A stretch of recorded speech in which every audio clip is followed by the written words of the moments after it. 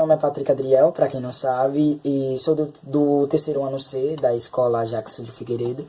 E através do professor Luiz Alberto, ele pediu para explicar 2 tópicos, que foi sobre a urbanização e a gripe espanhola. Primeiro eu vou falar sobre a gripe espanhola, para depois falar sobre a urbanização. Um assunto, então... para quem não sabe, a gripe espanhola não tem nada a ver com a Espanha. E a gripe espanhola foi há de 100 anos atrás, para quem não sabe também. A mais mortal, que teve muitas e muitas mortes. Foi do século XX. E a pandemia da gripe espanhola foi causada pelo vírus H1N1, o meio que mais falado também. Transmitido por pessoas e pessoas, e ela é transmitida por centenas de milhares de partículas virais que se espalham, ou seja, podem infectar todas as pessoas que estão ao redor de você. Então, quando você for espirrar, ou tossir, você tem que cobrir com o braço e não com a mão, porque a mão a gente vai pegar em tudo, principalmente em local público. E use álcool gel nessa pandemia de coronavírus. Então, continuando o assunto. O período da pandemia da gripe espanhola foi de 1918 a 1920. A sua origem tem 2 hipóteses, que foi na época que se originou, como eu expliquei, foi na época se originou no Kansas, nos Estados Unidos, que era uma religião, desculpa, uma região bastante rural, que ali ficava as principais bases militares dos Estados Unidos, para aqueles soldados que iam lutar na Primeira Guerra Mundial. Sim, ela infelizmente tinha a ver com a Primeira Guerra Mundial. Foi um período muito comovente, foi um período muito complicado, sim. E inclusive a primeira morte foi confirmada ali em uma das bases do Kansas.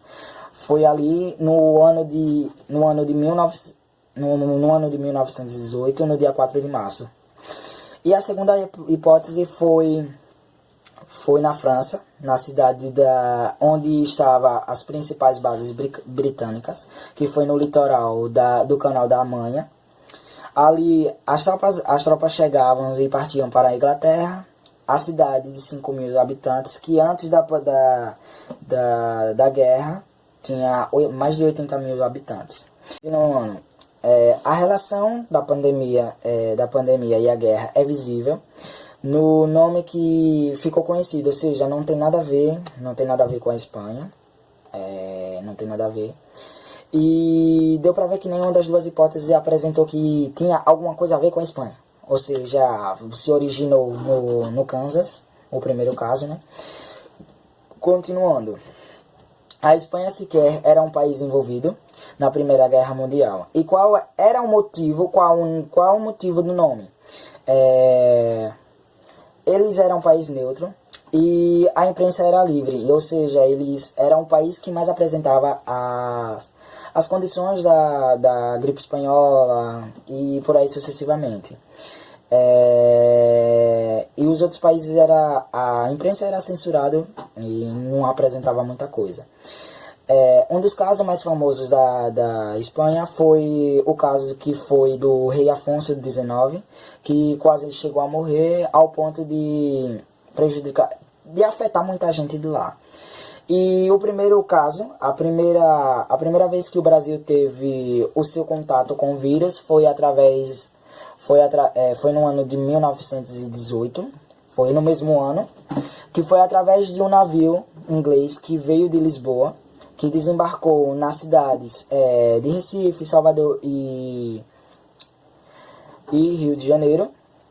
E meses depois, os marinheiros acabou testando positivo para esse vírus. Então, infelizmente, a gente já teve contato com a gripe espanhola e foi um dos maiores impactos e uma das coisas que prejudicou muito. E, para quem não sabe, a gripe espanhola deixou muitos mortos, que foi em torno de 5.000. Foi 2 anos, para quem não sabe, durou 2 anos.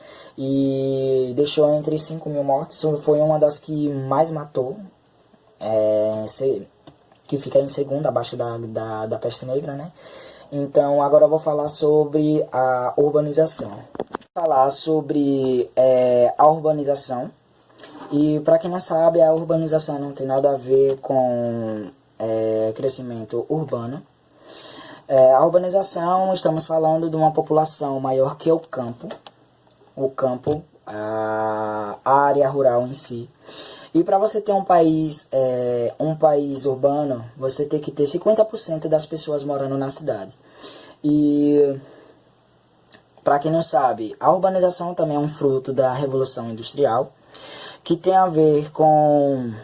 é um fenômeno que se intensificou entre os ricos, no século XIX e entre os pobres emergentes no século XX, que foi um momento que a cidade estava oferecendo empregos para a população e muitas das vezes vinham pessoas do campo, porque o campo, infelizmente, naquele tempo tinha condições precárias e a cidade tinha a promessa de oferecer uma vida melhor, que impulsionava a migração do êxodo rural, que aconteceu no Brasil no ano de 1930.